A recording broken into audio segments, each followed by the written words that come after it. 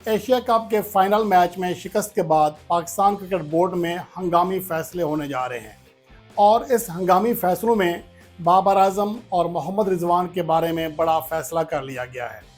आज पीसीबी ने बाज़ाब्ता तौर पर नोटिफिकेशन जारी किया है जिसमें पाकिस्तान के उन प्लेयर्स को जिन्हें बिग बैश खेलने के लिए एनओसी दे दिया गया था, और आज ही बिग बैश ने पाकिस्तान के प्लेयर्स का पोस्टर जारी किया और आज ही के दिन पीसीबी ने उनके एनओसी मुअत्तल कर दिए हैं। अब इसकी दो वजूहत हो सकती हैं।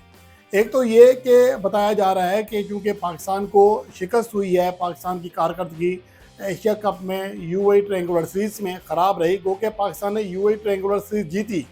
लेकिन पाकिस्तान के बैटर्स की कारकर्दगी ख़ासतौर पर ओपनिंग में सैम अयूब, फिर मोहम्मद हारिस, सलमान अली आगा, इन सब की कारकर्दगी निहायत ही ख़राब रही है।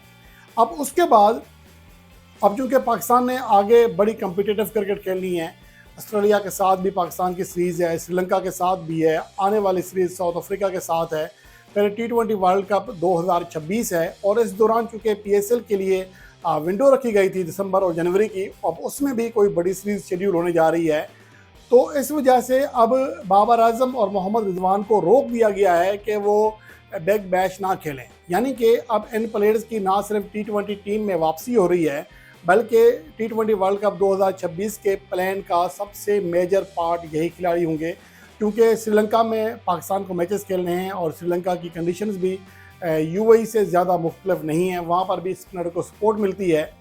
तो अब ये बात कंफर्म हो रही है कि बाबर आजम और मोहम्मद रिजवान वापस आ रहे हैं,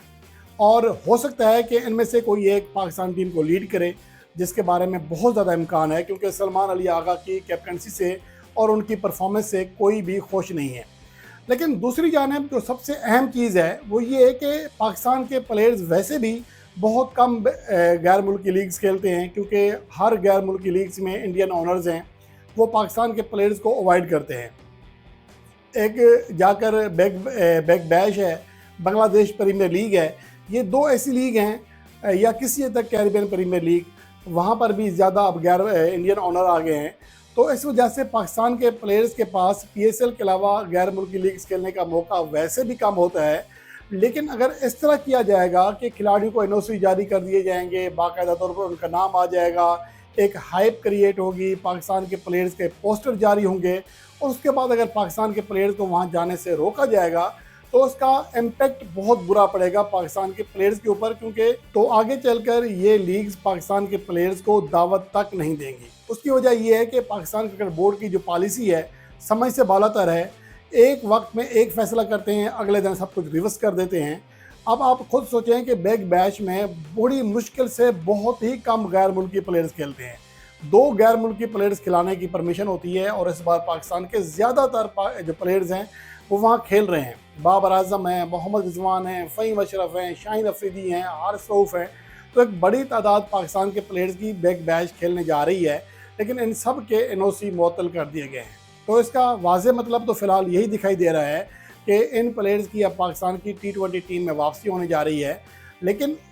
दूसरी जानिब अगर ये कुछ लोग कह रहे हैं कि ये चूँकि पाकिस्तान को एशिया कप में शिकस्त हुई है, इस वजह से पीसीबी ने एनओसी जारी नहीं किए हैं, बाबर आजम और रिजवान के बारे में फ़िलहाल फ़ैसला नहीं किया गया। लेकिन मुझे ऐसा नहीं लगता, क्योंकि अगर ऐसा होता कि एशिया कप क्या बाबर आजम और रिजवान की वजह से हारे हैं, ये तो टीम में थे ही नहीं, तो फिर इनके सज़ा के तौर पर एनओसी क्यों मुअत्तल किए जाएंगे। मसला ये है कि पीसीबी के पास अब दूसरी कोई ऑप्शन बची नहीं है मासिवाय इसके कि बाबर आजम और मोहम्मद रिजवान को उसी तरह वापस लाया जाए जिस तरह निकाला गया था। और यहाँ पर मुझे लगता है कि अगर बाबर आजम और रिजवान की वापसी होती है तो सबसे पहले आकिब जावेद साहब को घर भेजना चाहिए, क्योंकि इसी बंदे ने पाकिस्तान क्रिकेट को इस हाल पे पहुँचाया है। देखें, हम बाहर बैठे हुए हैं, हमें मामलात का नहीं पता। अगर एक आपका चीफ सिलेक्टर बनकर ऐसे फैसले करता है जिसको अपने प्लेयर्स की एबिलिटी के हवाले से आइडिया नहीं है, उनकी क्लास के हवाले से पता नहीं है, उनकी सलाहियत के बारे में पता नहीं है, तो ये फिर उसकी इतनी बड़ी जिम्मेदारी है उसने क्यों संभाली है। तो ये छोटी गलती नहीं है, ये बहुत बड़ी गलती है। पाकिस्तान क्रिकेट आज लोग क्रिकेट देखना तक तर्क कर रहे हैं, तो उसमें पाकिस्तान के इन प्लेयर्स की इंतहाई ज़्यादा बुरी कारकर्दगी का अमल दखल है। तो इस वजह से मुझे लगता है कि अगर बाबर आजम और रिजवान आते हैं तो कम से कम उन लोगों को साइडलाइन करना चाहिए जिन्होंने ये गलत फैसले किए और पाकिस्तान की बैटिंग लाइन को बिल्कुल तबाह किया।